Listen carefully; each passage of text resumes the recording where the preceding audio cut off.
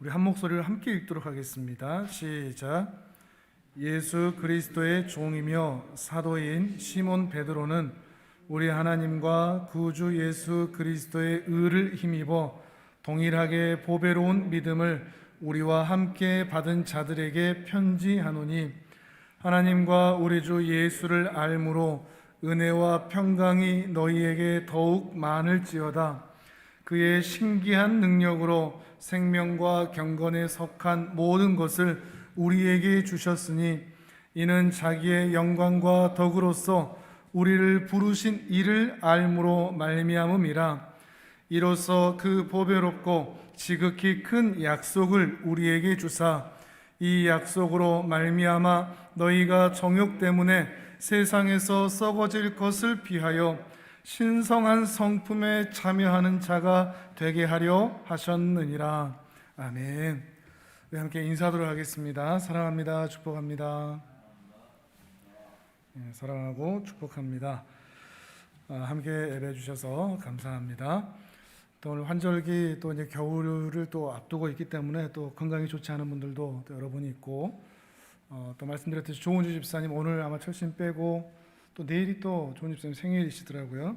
조은주 집사님을 위해서도 기도 많이 해주시고, 또 심영래 권사님이 또 항암을 지금 주사로 않고 약으로 하고 있는데, 또 매우 좀 독한가 봅니다. 울렁울렁하는 게 굉장히 심하고 있는데, 여러분 위해서 기도해 주시면 감사하겠습니다.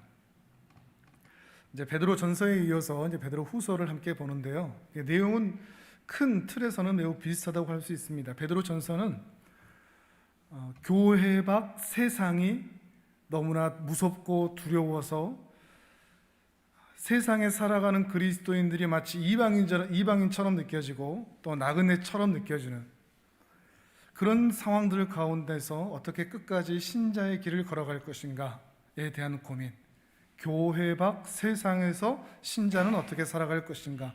근데 베드로후서는 약간 초점이 달라서 교회 안에 세상이 들어와 있는 그런 상황에서 어떻게 바른 믿음을 분별하여 끝까지 믿음을 지켜 살 것인가.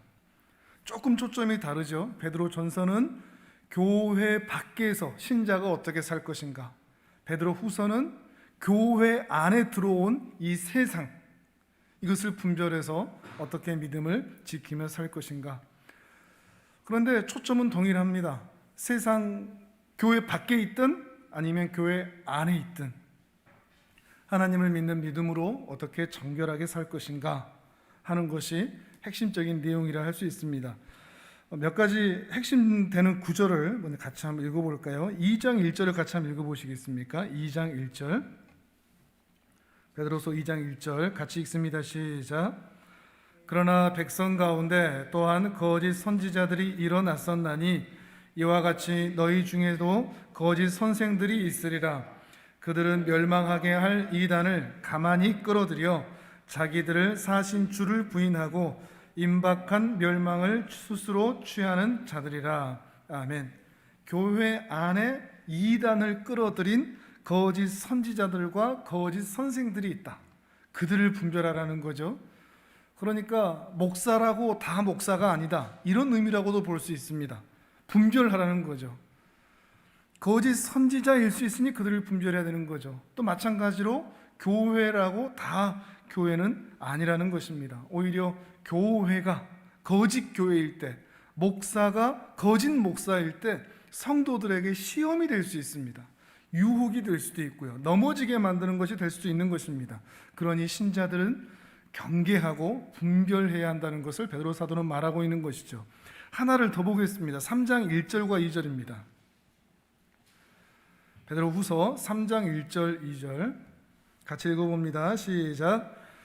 사랑하는 자들아, 내가 이제 이 둘째 편지를 너희에게 쓰노니 이 두 편지로 너희의 진실한 마음을 일깨워 생각나게 하여 곧 거룩한 선지자들이 예언한 말씀과 주 되신 구주께서 너희의 사도들로 말미암아 명하신 것을 기억하게 하려 하노라.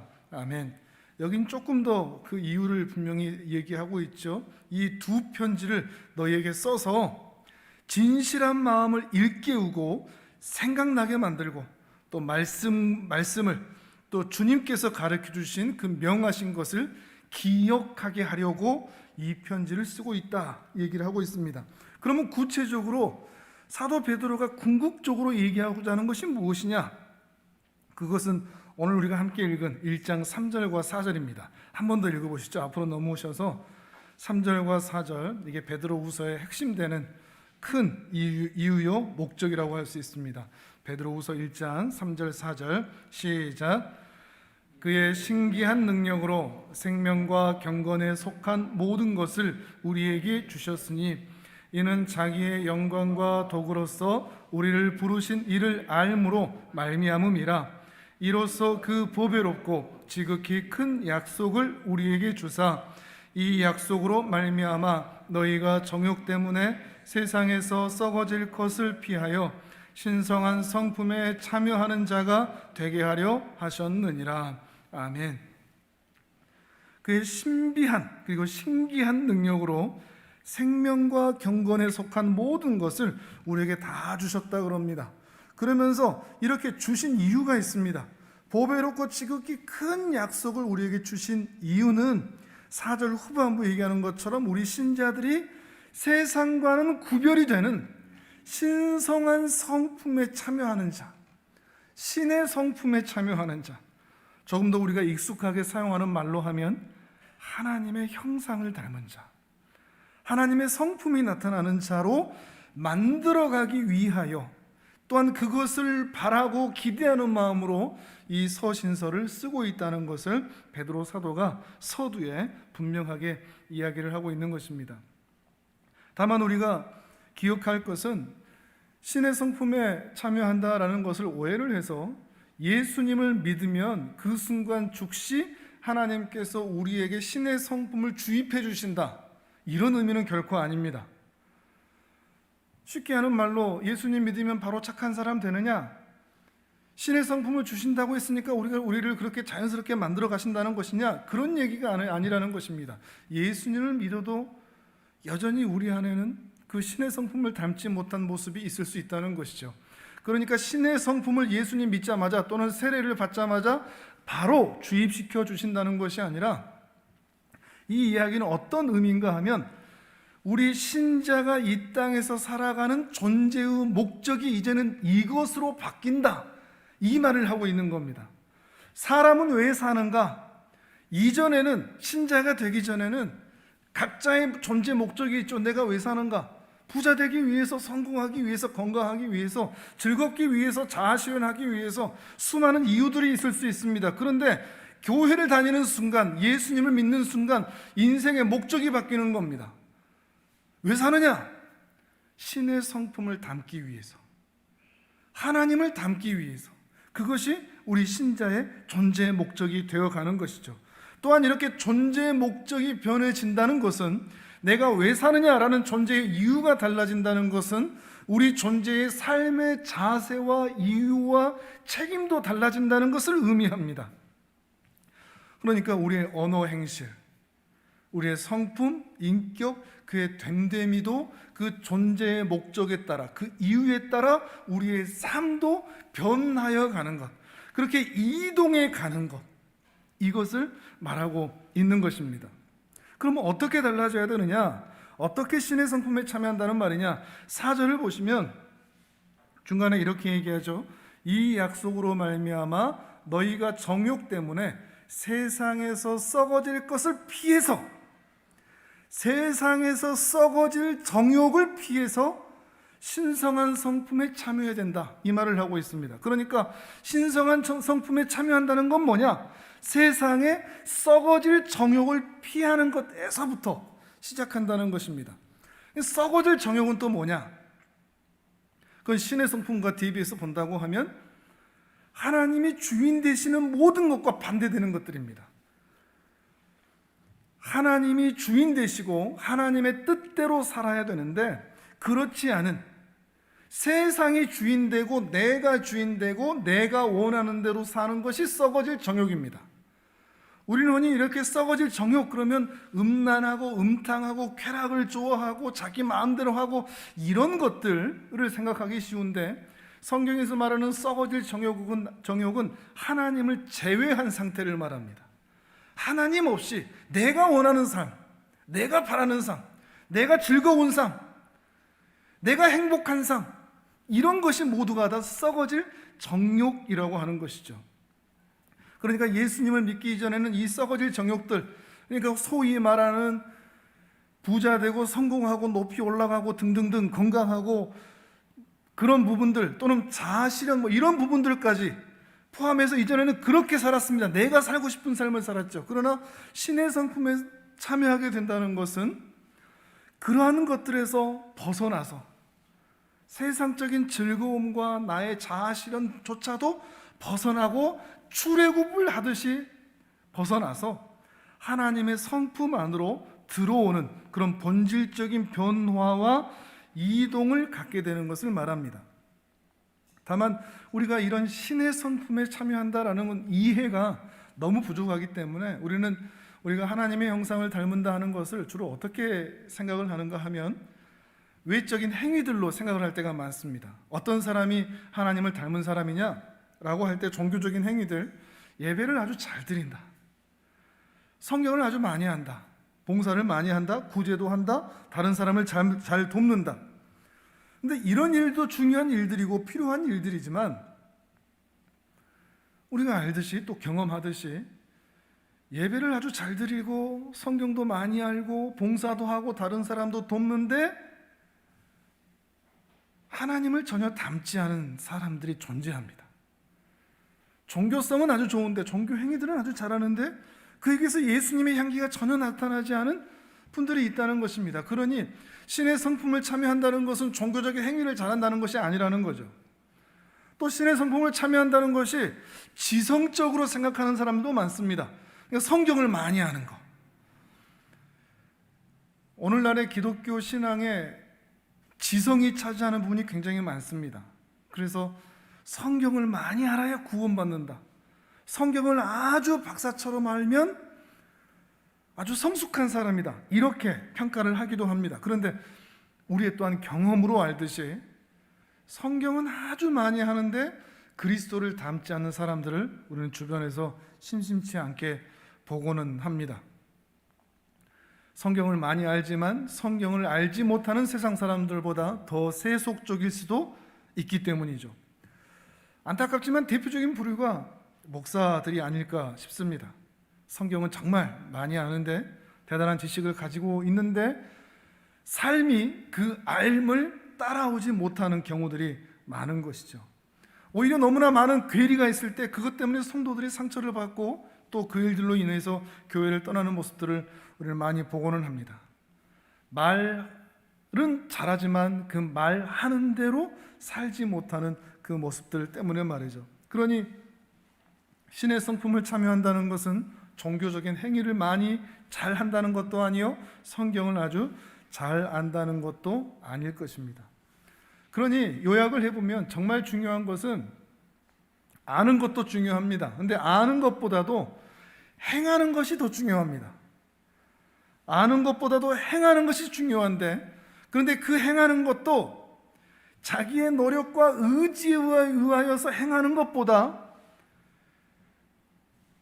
그냥 자연스럽게 행해지는 행함, 의지를 갖지 않는데도 사랑과 자비가 흘러나오는, 아무 말이나 하는 것 같은데도 하나님의 말씀의 기준에서 말을 하고, 아무렇게나 결정하는 것 같은데 하나님이 기뻐하시는 그 원리에 따라서 결정을 하고 있고, 아무렇게나 일하고 있는 것 같은데 주님의 일을 하는 것 같은 그런 삶으로의 변화, 억지로 내가 하나님 말씀대로 살아야지라고 이 악물고 하지 않아도 삶 자체가 이미 하나님의 말씀과 그 은혜와 삶의 원리로 채워져 변화되어 있는 사람, 이 사람을 가지고 신의 성품에 참여한 자라고 말할 수가 있다는 것입니다. 그러니까 존재 자체가 변하는 거죠. 얼마나 많이 아느냐, 얼마나 많이 행했느냐가 아니라 그의 존재가 거듭나서 육에서 영으로 새 사람으로 거듭나서 그 거듭남으로 인하여 하나님의 성품과 인격과 그 아름다운 향기들이 자연스럽게 발하게 되는 그런 모습을 하나님의 성품에 참여하는 자의 모습이라고 말할 수 있는 것입니다.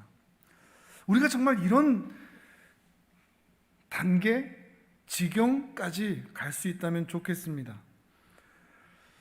아는 것만 많고 말과 말만 번지르르한 그런 신앙에는 아니었으면 좋겠습니다. 그런데 우리가 실력이 안 되니까 자주 그러지 않습니까? 잘하는 척, 괜찮은 척, 치장하고 위장하고 변장하는, 연기하는 우리의 모습이 자주 나오는 것입니다. 그런데 우리가 사람은 속일 수 있어도, 가장 가까운 아내나 가족들마저도 속일 수 있어도 하나님은 결코 속일 수가 없습니다. 그러니 내가 지금 성경을 많이 한다, 내가 지금 신앙생활을 오래 했다, 내가 지금 여러 종교적인 행위를 하고 있다라는 것으로 스스로 괜찮다고 만족할 게 아니라 내 행위들 뿐만 아니라 이 행위들이 나오고 있는 내 속사람, 이것을 점검할 수 있어야 됩니다. 이 행위가 정말로 선하고 온전한 상태의 마음의 깨끗한 동기에서 출발하느냐, 아니면 연기하고 있느냐, 속에는 분노가 차오르고 미움이, 다툼이, 시기가 가득한데 겉으로만 괜찮은 척, 많이 하는 척 하고 있지는 않으냐, 이것을 우리 자신이 깊이 살필 수 있어야 된다는 것입니다. 그렇지 않으면 하나님 앞에서, 사람들 앞에서는 고상한 척 보일 수 있을지라도 하나님 앞에서는 가장 추악한 사람이 될 수도 있기 때문입니다. 마찬가지로 우리 자신도 그러할 뿐만 아니라 상대도 우리는 그렇게 살펴볼 수 있어야 됩니다. 그 사람의 잘함과 못함에 의하여 이 사람은 이렇게 행동하니 이렇구만, 저 사람은 저렇게 행동하니 저렇구만 라고 쉽게 평가해서는 안 되는 겁니다. 저 사람의 외적인 행위가 또 지식이 아주 괜찮으니 저 사람은 신앙이 좋은가 보다, 저 사람은 삶이 이 모양이고 아는 것도 별로 없으니 신앙도 그 모양이겠다 라고 평가할 것이 결코 아니라는 것입니다. 우리 자신은 깊이 살피되 우리 주변에 있는 사람들을 함부로 평가해서는 안 되는 것입니다. 이렇게 우리 모두는 신성한 성품에 참여하는 자로 하나님 앞에 부르심을 받았습니다. 왜 사느냐? 우리의 존재의 목적은 하나님을 닮는 겁니다. 왜 교회 다니느냐? 예배드리려요? 아니, 이게 우리 목적이 아닙니다. 전도하려고요? 아니요. 구제하려고요? 아니요. 이것도 우리 목표가 아닙니다. 왜 사느냐? 왜 교회 다니느냐? 왜 예배 드리고 있느냐? 하나님 닮고 싶어서요. 주님 닮고 싶어서요. 이것이 우리의 유일한 목적입니다. 왜 기도하느냐? 왜 봉사하느냐? 왜 헌금하느냐? 그렇게 하면 하나님이 복 주실까 봐요? 아니요. 하나님 닮고 싶어서요. 모든 이유의 핵심은, 우리의 대답은 오직 하나님을 닮고 싶은 것이라는 것입니다. 그러려면 나부터 변해야 됩니다. 내가 정말 하나님 앞에서 변화되었는가, 존재부터. 내가 지금 외적 행위를 하고 있다, 이것도 아니고, 내가 성경을 많이 한다, 이것도 아니고, 내 속사람이, 하나님과 나만 아는 내 속사람이 정말로 변했느냐, 연기하지 않고 위장하지 않고 정말 내 속사람이 하나님의 모습을 닮아가고 있느냐, 이것부터 봐야 됩니다. 내가 지금 얼마나 예배를 잘 드려왔고 봉사를 해왔고 성경을 많이 알고 있느냐, 이걸로 자신을 평가하시면 안 됩니다. 나의 내면이 지금 하나님 앞에 괜찮은가, 하나님도 인정해 주실까. 마찬가지로 나부터 변해야 되기 때문에 다른 사람을 변화시키려고 애쓰지 마십시오. 심지어 내 가족이라도. 나도 변하지 않았으면서, 나도 괜찮은 자가 아니면서 정죄하고 비난하는 모습은 결코 하나님 앞에서 옳지 않다는 것입니다. 그럼 목사에게 맡기십시오. 교회 안에서도 마찬가지입니다. 특히 교회 안에서는 목사에게 맡기십시오. 모든 짐은 제가 지고 하나님께 평가받을 것은 제가 하겠습니다. 그러나 성도님들끼리는 그렇게 하지 마십시오. 남을 가르치려고 하지 마십시오. 그 사람을 감동시키려고도 하지 마십시오. 나나 잘하십시오. 내가 하나님 앞에 잘하는가, 그것부터 평가하십시오. 다른 사람 잘하면 박수 쳐주고 못하면 위에서 기도해 주지, 그것 가지고 다른 말을 하는 것이 아닙니다. 내가 저 사람한테 잔소리를 해서 저 사람을 내가 변화시켜 봐야 되겠다, 아닙니다. 그건 우리가 할 일이 결코 아닌 것입니다. 그런 면에서 자기 자신을 잘 분별하고 자기 자신을 하나님 앞에서 심판할 수 있는가, 이게 신앙의 실력인 것 같습니다. 내가 하나님이 기뻐하시는, 그리고 성경에서 요구하는 그 인격과 성품과 변화의 그 수준에 먼저 올라서 있는가, 나 자신을 먼저 심판해 보는 것입니다. 요한복음 8장을 같이 한번 찾아보실까요? 요한복음 8장 3절에서 11절입니다. 여기는 간음하는 여인 현장에서 잡힌 그 여인에 대한 이야기가 나오죠. 요한복음 8장 3절에서 11절까지입니다. 신약 157페이지쯤에 있습니다.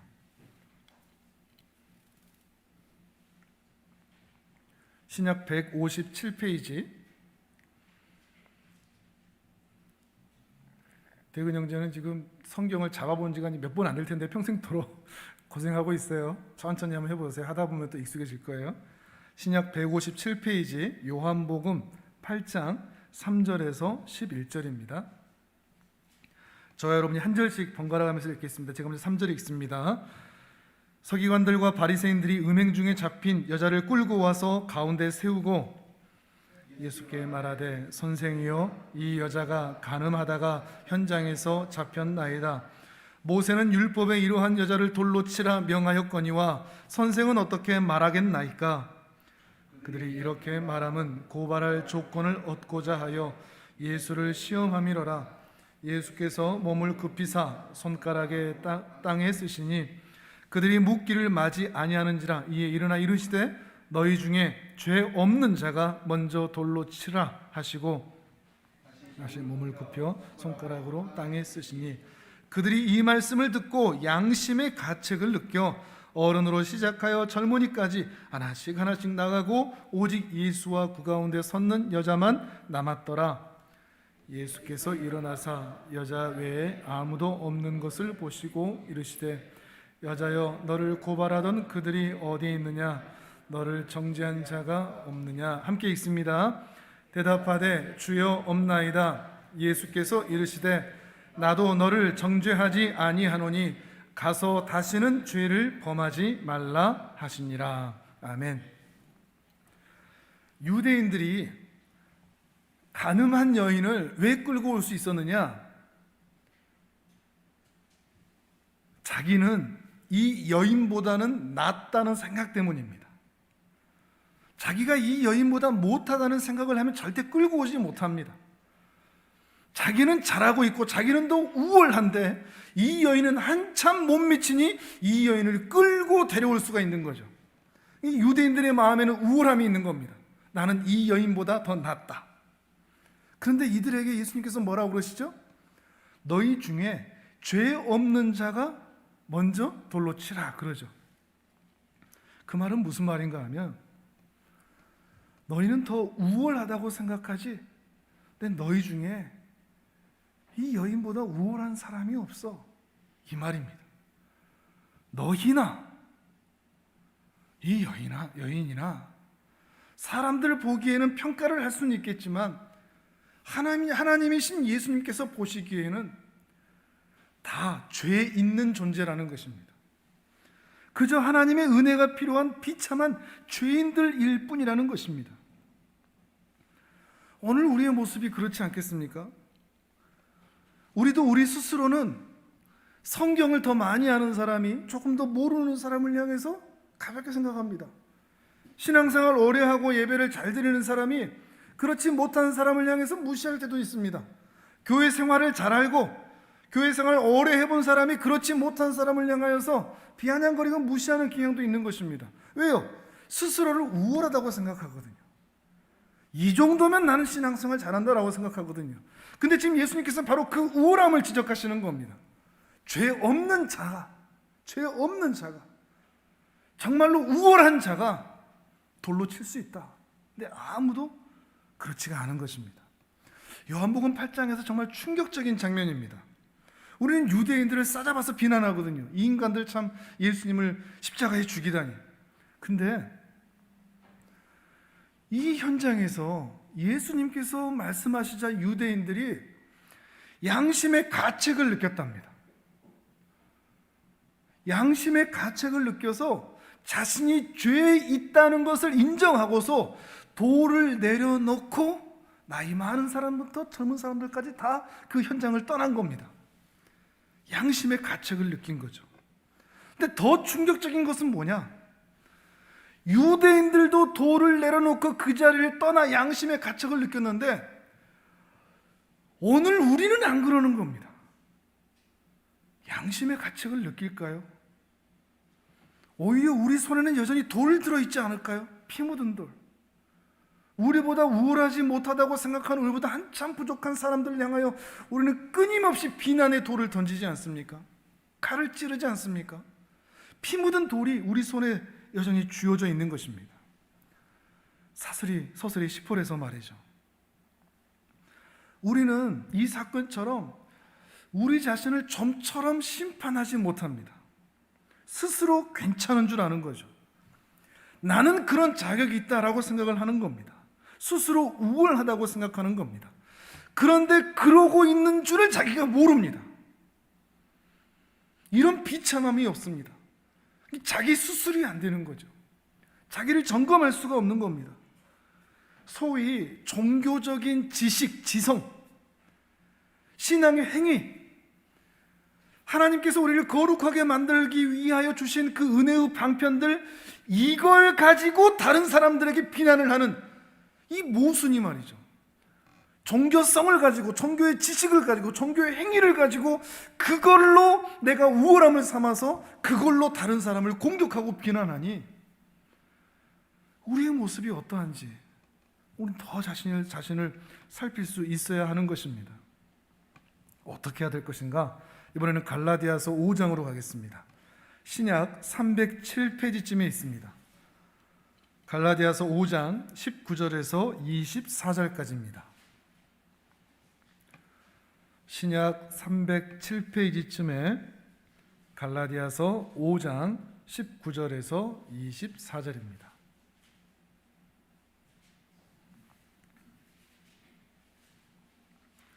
갈라디아서 5장 19절에서 24절까지, 이것도 저와 여러분 한 절씩 번갈아 하면서 읽겠습니다. 지금은 19절 읽습니다.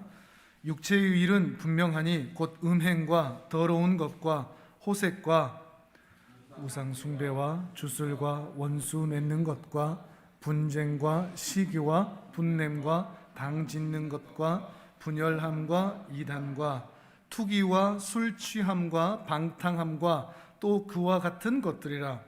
전에 너희에게 경계한 것 같이 경계하노니 이런 일을 하는 자들은 하나님의 나라를 유업으로 받지 못할 것이요 오직 성령의 열매는 사랑과 희락과 화평과 오래 참음과 자비와 양선과 충성과 온유와 절제니 이 같은 것을 금지할 법이 없느니라. 그리스도 예수의 사람들은 육체와 함께 그 정욕과 탐심을 십자가에 못 박았느니라. 아멘. 육체의 일과 성령의 일을 비교하고 있죠. 이건 단순히 비교로 끝나면 안 됩니다. 육체의 일은 버릴 일입니다. 이건 우리 이전의 모습입니다. 그리고 육체의 일을 하던 우리가 이제는 이동해야 됩니다. 성령의 열매를 맺는 자리로 이동하는 겁니다. 둘 중에 하나 우리가 이렇게 산다라고 비교로 끝나거나 대조하는 것으로 끝나지 않고, 이전에는 다 우리가 육체의 일을 하던 사람인 것을 인정하고, 그러나 이제는 이것을 출애굽해서 벗어나서 이제 성령의 열매로 맺겠다, 이런 삶의 이동이 우리에게 필요한 거죠. 이게 베드로 사도가 말하고 싶었던 신의 성품에 참여한 자로 하나님께서 만들어 가신다는 의미가 되는 것입니다. 그러면서 뭐라고 얘기하죠? 24절에 말하는 것처럼 그리스도 예수의 사람들은 육체와 함께 그 정욕, 우리가 아까 베드로전서에서 후서에서 봤었죠. 썩어질 정욕, 세상에 썩어질 정욕, 그 정욕과 탐심을 십자가에 못 박는 것입니다. 다시는 우리가 가지지 않을 것처럼 십자가에 못 박는 것입니다. 그리고 예수 그리스도의 마음을 가지는 것이죠. 예수 그리스도의 마음을 가지고 성령의 열매를 맺히며 사는 것입니다. 이것이 신성한 성품으로 살아갈 신자들의 모습이라는 것이죠. 오늘 말씀을 좀 정리를 하면서 좀 극단적인 예를 한번 들어드리겠습니다. 이렇게 한번 표현해 보겠습니다. 담배를 끊는 것보다 더 중요한 것은 다른 사람을 사랑하고 용서하는 것이다. 어떻게 생각하십니까? 담배를 끊는 것보다 더 중요한 것은 사람을 용서하는 거다. 외적 행위에 너무 천착해 있다가 그게 전부인 줄 알고 살아가다가 그것만 어떻게 바꾸자 해서 담배 끊어라, 술 끊어라. 물론 제가 뭐 담배를 핀다거나 담배 피는 것을 옹호한다는 것은 아닙니다. 끊으면 좋습니다. 술도 마찬가지고요. 그런데 그것보다 더 중요한 것은 우리의 내면이 바뀌는 겁니다. 행위를 아무리 신앙생활을 오래 했다고 해서 술도 안 마시고 담배도 안 피는데, 근데 내가 누군가를 사랑하지 못하고 용서하지 못한다면 담배 안 피는 게 아무 소용이 없는 겁니다. 더 중요한 것은 외적 행위들보다, 지식들보다 이 마음판이 바뀌는 겁니다. 사랑할 수 있는 것, 용서할 수 있는 것, 품을 수 있는 것입니다. 신의 성품에, 신성한 성품에 그렇게 참여하여 변화되어 걸어가는 것입니다. 말씀드렸듯이 이것이 당장 주입되는 게 아니라고 그랬습니다. 한 단계 한 단계 시간이 지나면서 신앙생활을 해가면서 하나하나 자라가는 것이죠. 여러분에게 그 복된 은혜가 있기를 바랍니다. 변화되어 가는 은혜.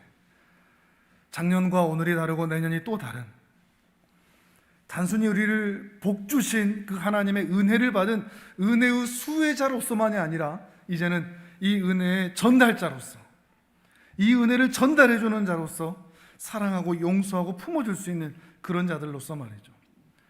예수를 모르는 자들이 싸우는 그것 똑같은 걸로 우리 싸우지 말고, 하나님 모르는 사람들처럼 우리 살아가지 말고 신앙인의 넉넉함으로 예수를 닮는 복된 은혜가 우리 평생토록 있으면 좋겠습니다. 이런 영적인 변화의 길을 걸어가고 신성한 성품에 참여하는 자로 날마다 새로워지시는 우리 귀한 하늘부문교회 모든 성도님들 되시기를 주님의 이름으로 축복합니다. 아멘. 우리 이 시간 함께 기도하겠습니다. 하나님,